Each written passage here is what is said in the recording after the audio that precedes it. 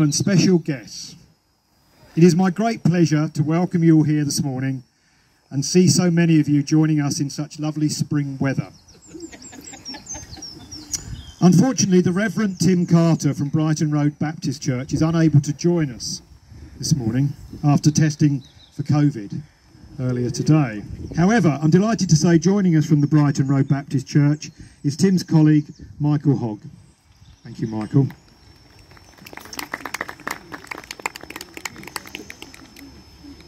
Today is offering us all the chance to reflect and remember our loved ones who sadly passed during the COVID pandemic. To help us do that is this amazing display of 200 Forget-Me-Not sculptures, and of course our very special guests. But I think you'll all agree the sculptures are just amazing, absolutely amazing. And my colleague over there, Carol, has got the details if you'd like to purchase one. Thought I'd better say that very early on. The consequences of the pandemic affected us all in so many different ways. However, today we can all stand together side by side from all our communities to reflect and remember.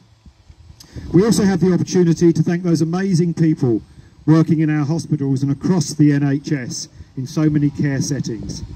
Caregivers and so many more, all working such long hours, doing their best to care for everyone during this emotional and very difficult time.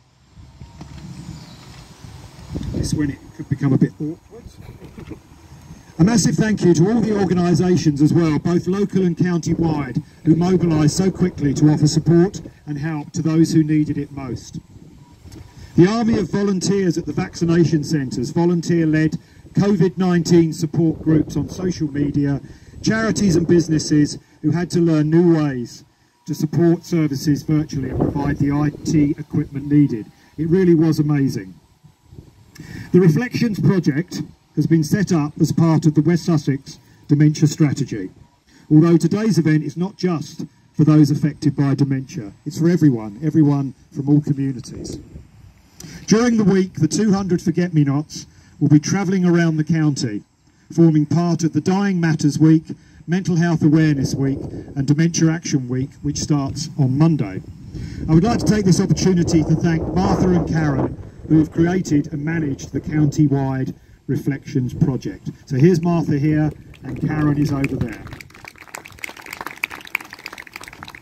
This week, Martha and Karen have taken these amazing sculptures to Crawley on Monday. Yesterday they were in Burgess Hill, tomorrow they're in Worthing, and finally they're in Chichester Festival Theatre on Friday. So it is rather a mammoth task, so they've done very well so far.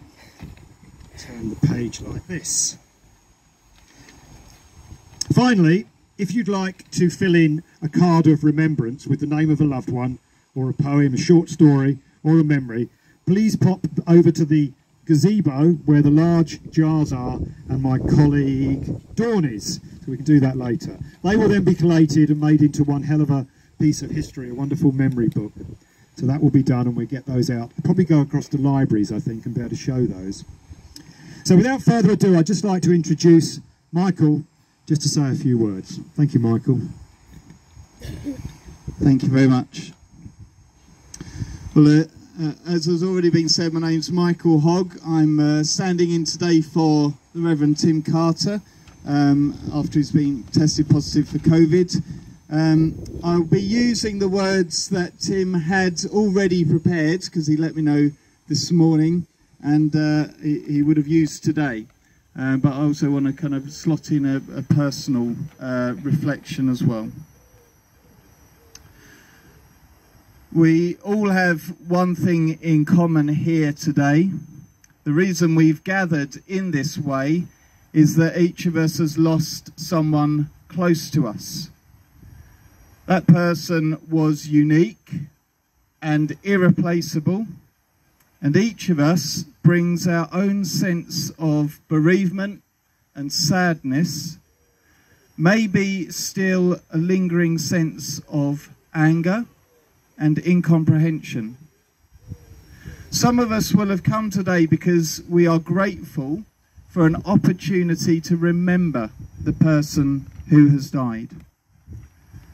Today may bring back painful memories for some of us, that we never had the chance to say goodbye, to the person that we had lost, either by being with them when they died or going to their funeral. Others of us may have reluctantly, because of our emotional wounds, not begun to heal yet. It all feels very raw and tender. But whatever emotions or memories you bring with you today, we want to say that you are welcome. And thank you for being here. For a long time we were not allowed to gather and meet like this, and that isolation caused terrible problems for some people. But in adversity, people come together. Some met their neighbours for the first time and became lifelines for each other. And so even though we had to observe social distancing, other barriers were broken down as communities came together to support each other through a time of crisis. That is something that we want to celebrate and to keep hold of as we begin to recover. And then we want to salute the people on the front line, many of whom burn themselves out caring for others. And the list of essential workers who put themselves at risk for the sake of others is extensive. I want to pay particular tribute to those who cared for the most vulnerable in our society, in hospitals and in nursing and care homes. If a person is so frail that they need someone else to wash and feed them, you can't do that online or on the phone.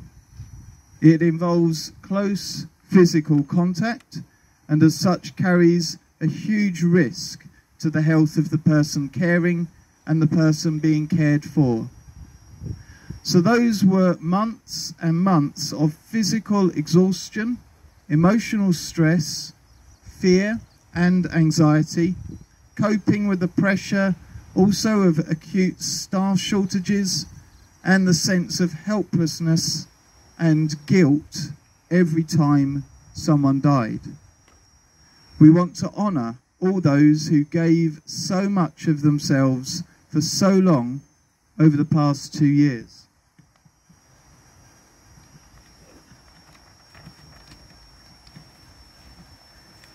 In a moment I'm going to ask, Rachel Riley is going to sing the hymn Amazing Grace, and some of you might wonder whether we should make room for God on an occasion like this. After all, we may think, why would a God of love allow such a disease to sweep the world? Such questions have no adequate answers. When we ask why, God seems to remain stubbornly silent.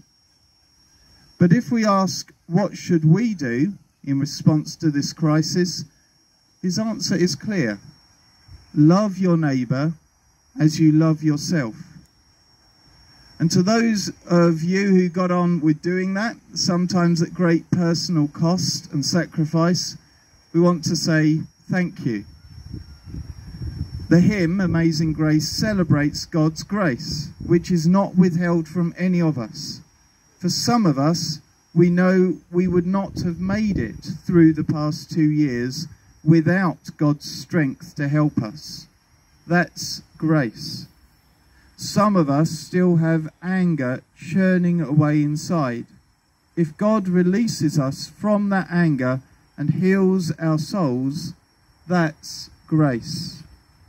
Some of us come with an instinctive hope that somehow, somewhere, the person whom we have loved and lost is okay. The belief that God has welcomed them into his healing presence. That's grace. Grace grounded in the gift of God's Son, who came to bear our griefs and share in our mortality, to be with us in our dying, so that we can be with him in his risen life. So in a moment, as Rachel sings, as we reflect on the way we have come and the way that lies ahead, my prayer is that God's grace may touch each of our hearts.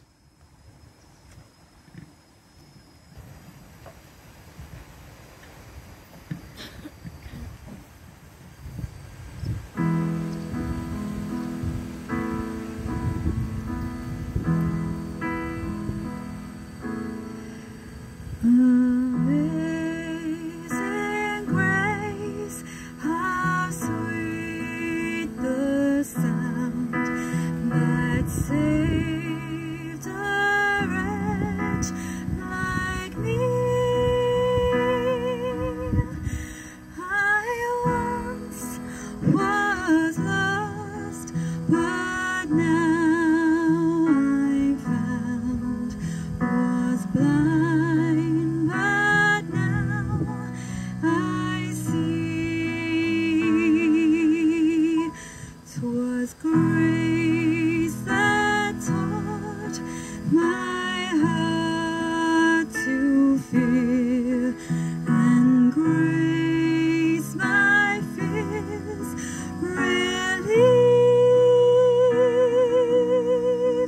How precious did that grace appear the hour I first believed. Through many dangers, toils and snares, we have already come. 'Tis grace